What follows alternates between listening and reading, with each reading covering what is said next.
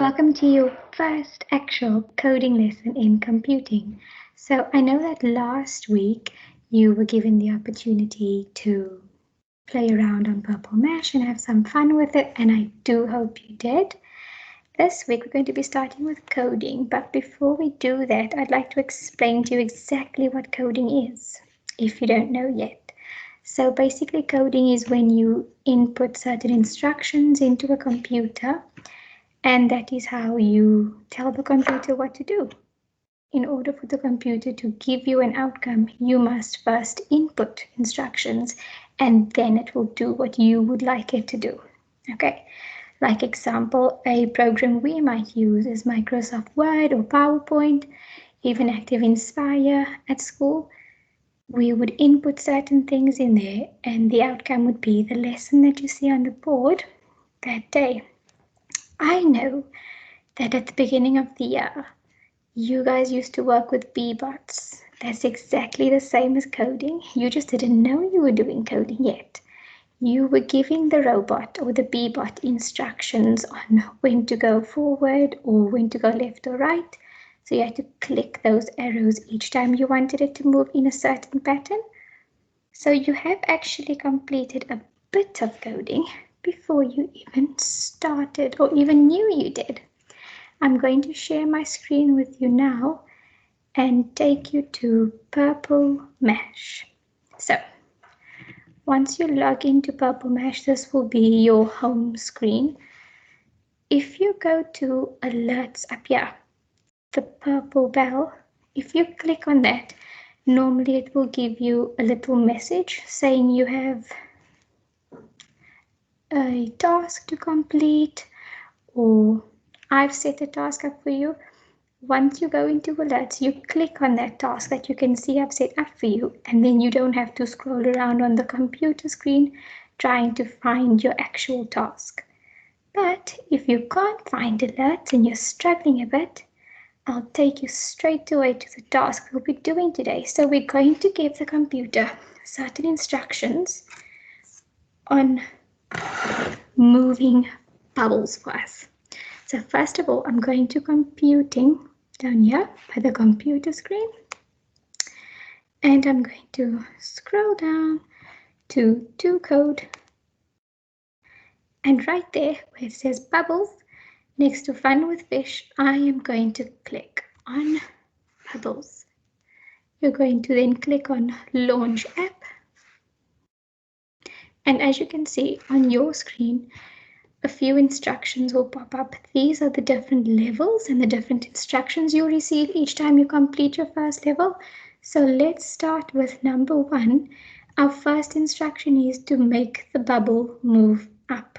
That's very important because if you make the bubble move any other direction, you will not be able to proceed to the next level. As you can see on my screen, there's a little pop-up video. At the beginning of each level, this video will pop up and it will give you it will complete the instruction and explain to you what you need to do in this level. You can definitely click play on it as many times as you like, and let's see.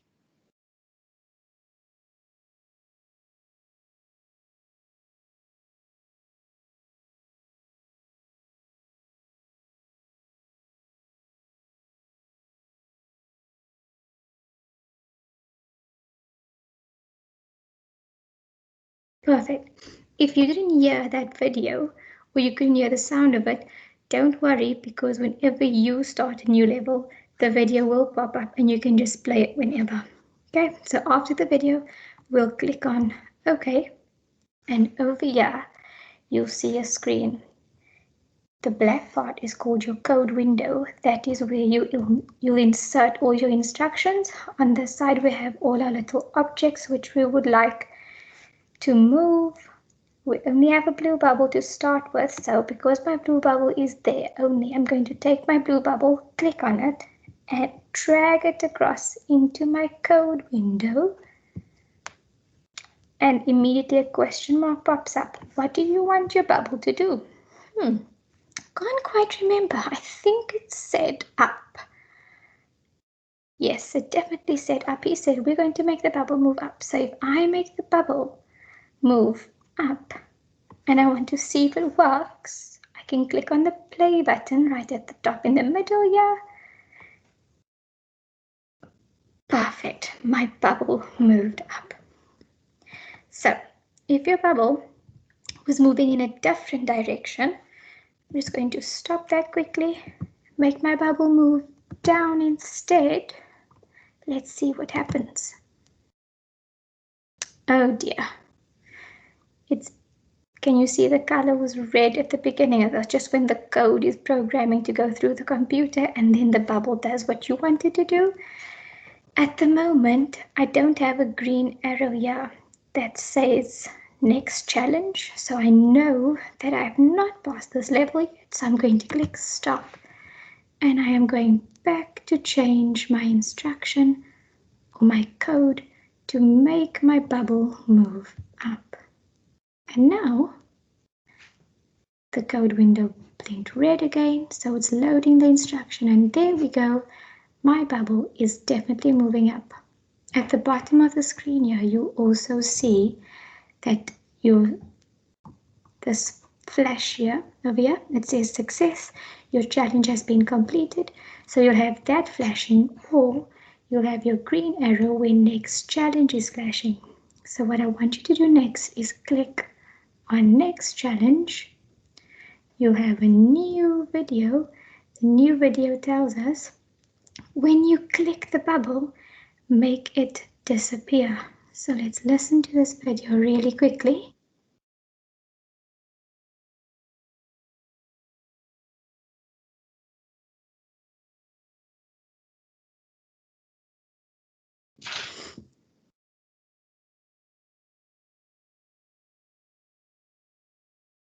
Correct. And then after the instruction, we'll click OK. So we know our bubble's moving up. So that needs to stay in my code window because I want my bubble to move up. But I have a new command that says when clicked. That means when clicked. So my bubble's moving up, but when I'll move it underneath my blue bubble. When I click my blue bubble, and I'll drag blue bubble from my pane on the left, I would like my blue bubble to disappear. We don't have the word disappear on here, but we do have hide, which is the same. And now I'm going to see if I click play. My bubble's moving up. I'm going to wait for my bubble to get here before I click on it. And it has indeed disappeared. Once you get your green challenge arrow, all you have to do is click next challenge.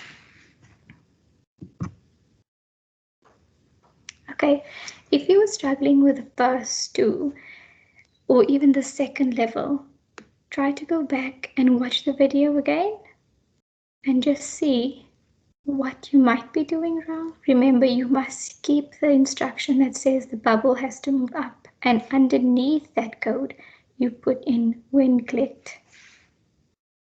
Let me see if I can go back. Underneath it you say when clicked. Okay, so yeah, that little monkey screen that I just made, I just took away there. I forgot to read the instruction to you. We have a little challenge. So the monkey has created a code using red, green, pink, and blue bubbles, and all of them are moving up at the moment, as we can see on the code window and over there on the little preview screen. But listen, yeah, the instruction says this is your challenge. When you click a bubble, a different bubble disappears. Can you fix it? Oh dear. We'll have to fix this problem. So we have red bubble, we have green bubble, pink bubble, and blue bubble, and all of them are moving up. But now underneath it, my instruction says, when click red bubble, blue bubble disappears.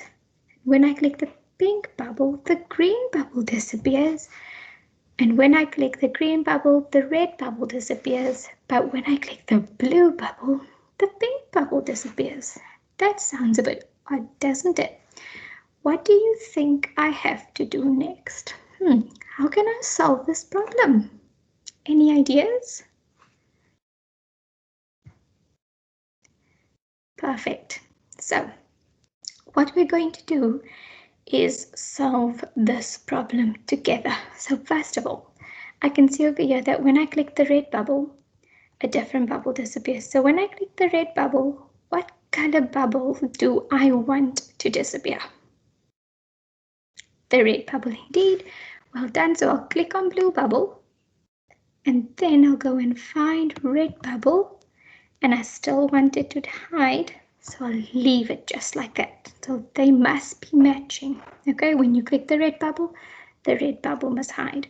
Now, when I click the pink bubble, I would not like the green bubble to disappear. I also want the pink bubble to disappear when I click on the pink bubble. Then the next one is a green bubble. Just like you said it, yes, I will click on the green bubble and make the green bubble disappear.